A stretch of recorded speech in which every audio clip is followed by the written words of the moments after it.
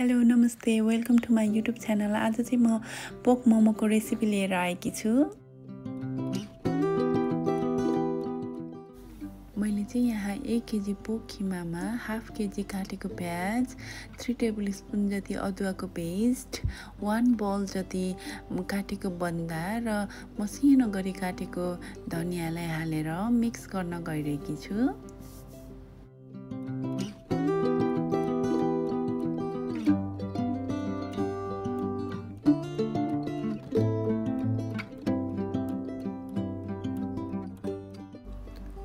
स्वाद अनुसार नुन हाल्ने,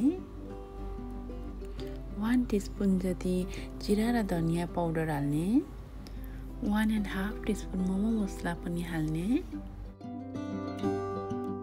अब एउटा प्यानमा तेल तताउने, तातेको तेलमा मेथी फुराउने र त्यो पोक किमामा झैया पार्ने।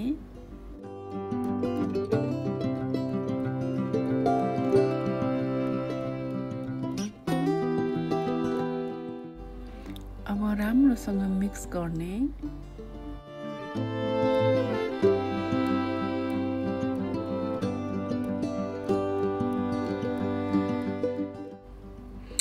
अब र्याप गरेर 1-2 घण्टाको लागि फ्रिजमा राखिदिने।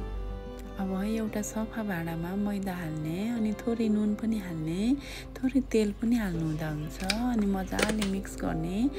मिक्स गर्दा चाहिँ थोरै थोरै पानी हाल्दै बिस्तारै मिक्स गर्दै जानुपर्छ डो बनाउनको लागि।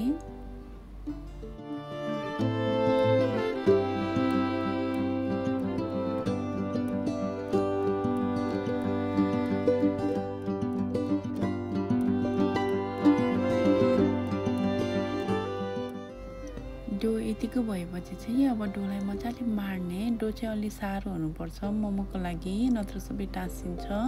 अनि यसलाई चाहिँ र्याप गरेर आधी घण्टाको लागि छोपेर राख्ने।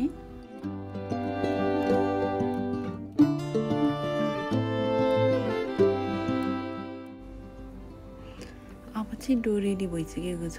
मैले चाहिँ यसरी पास्ता मेकरमा बनाउन गइरहेकी छु। तपाईहरूले त्यो बेलौनाले बेल्नु हुँदा पनि हुन्छ। मलाई चाहिँ यसरी पास्ता मेकरमा बनाउन छिटो र छरितो लाग्छ। यसको लागि चाहिँ जहिले मेरो श्रीमानले मलाई मद्दत गर्नुहुन्छ। अब चाहिँ मोमो र्यापरमा 1 टेबल स्पुन जति फिलिङ्स राखेर मजाले बुट्टा बनाउँदै जाने। आफूलाई जस्तो आकारको बनाउनु मनपर्छ त्यस्तै बनाउनु हुँदा हुन्छ।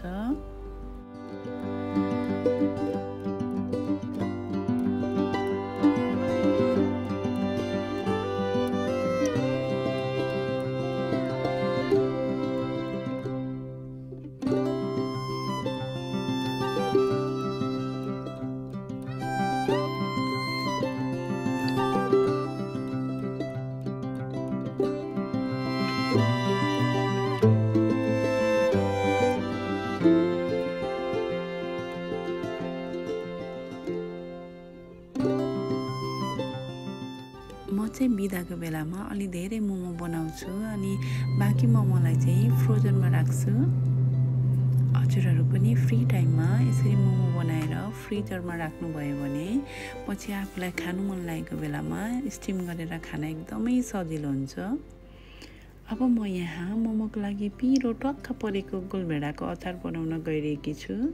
अचारको लागि चाहिँ मैले एउटा कराईमा तेल तताएर त्यसमा मेथी र लसुन हालेर फुराएँ अनि त्यसमा टमाटर हालेर मटक्क हुने पकाएँ। कतिको पिरो खानुहुन्छ त्यही अनुसार खुर्सानी हाल्ने। अब थोरै बेसार स्वाद अनुसार नुन हालेर मजाले चलाउने।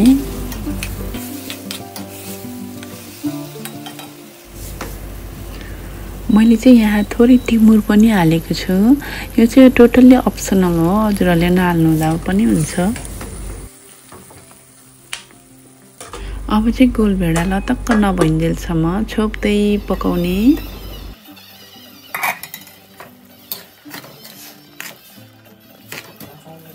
गोलभेडाको अचार चाहिँ रेडी भइसकेको छ। अब यसमा मसिनो गरी काटेको धनिया हालेर मिक्स गर्ने र एउटा भाँडामा राखेर ब्लेन्ड गर्ने।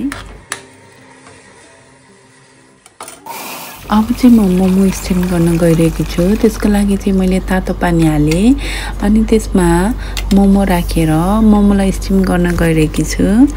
मोमो राख्नुभन्दा अगाडि चाहिँ यसमा मजाले तेल लाउनुपर्छ ताकि यो डम्पलिङहरू चाहिँ नटासियोस् भनेर। मैले चाहिँ मोमोलाई 20 to 25 मिनट जति स्टिम गरेँ। अब चाहिँ म गोलभेडाको अचारसँग सर्भ गर्न गइरहेकी छु। तपाईहरु पनि फुर्सदको समयमा यसरी नै मोमो बनाएर खानुहोला। अहिलेसम्म हेरेर साथ दिनुभएकोमा धेरै धेरै धन्यवाद।